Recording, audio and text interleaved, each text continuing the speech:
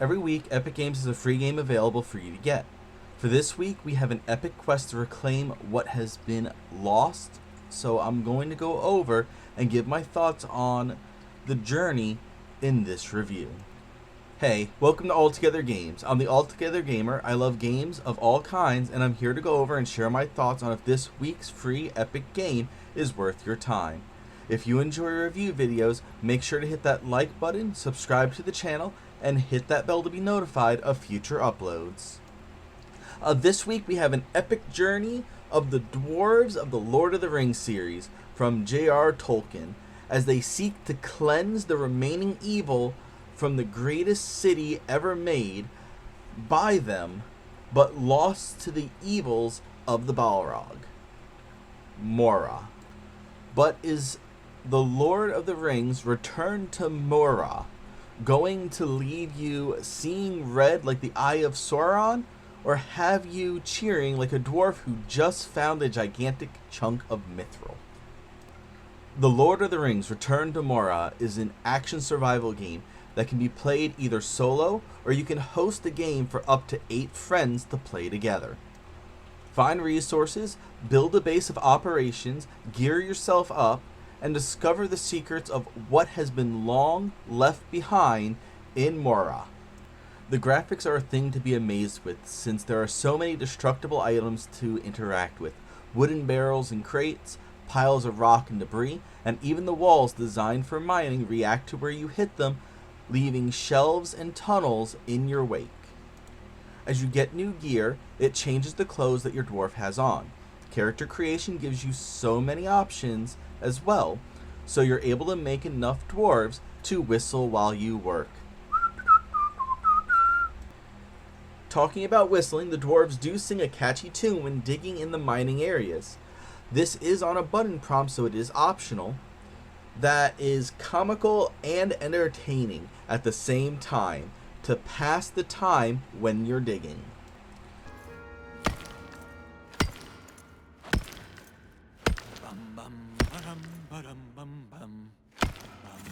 The floors will rise to meet my boots and draw my feet through ancient halls where rooted veins of mithril true like banners hung will line the walls. Below the mountains tree and tall lie pillared halls that stand apart. I've never beheld my Khazad-dûm, but know the road I'll take by heart. Ho-ho! A song for a mining heart! When exploring, the music is subtle and sets the mood for the current area you're in. Even when you are not able to see hostile monsters, you're able to hear them even from the other side of the wall. Hitting most things does give a generic sound effect, but still sounds good when you hear them. The controls are simple. You use the corresponding number keys to either use or equip the items that are in your inventory slots.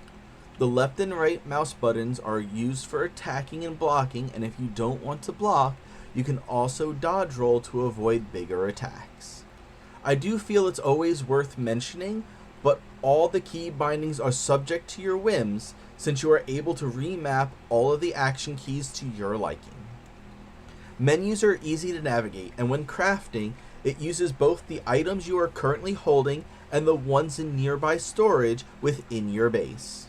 For the gameplay, I only played the story mode, but most of this will likely be similar inside the sandbox mode, but on randomly generated maps.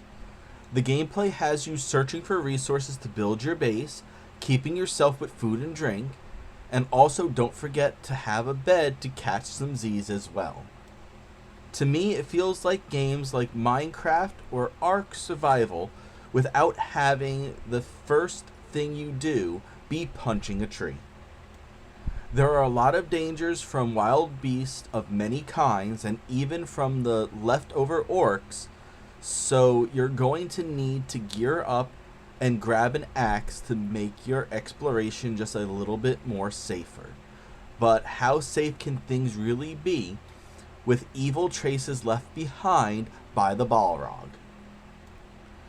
Some of the things I think that could have been better was adding a stat line to the items you're able to make and not just leaving you with a tiered number in the footnotes of the items' names, and letting you put markers on a map so that you can go back to a resource you found at a later time and not having to remember where it is and how to get back to it.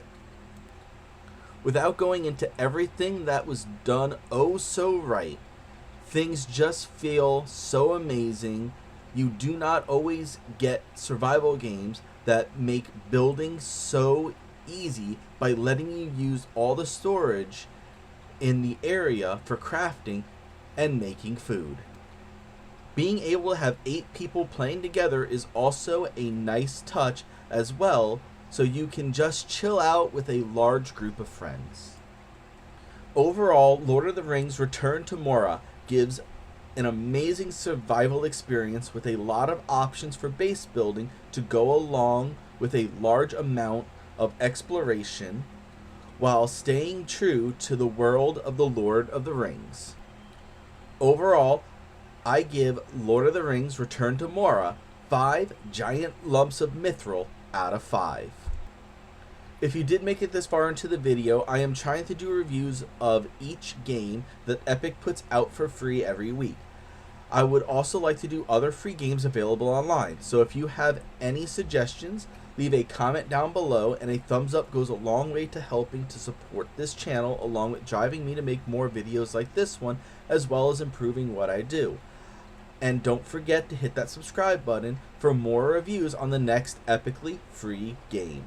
As always, thanks for watching.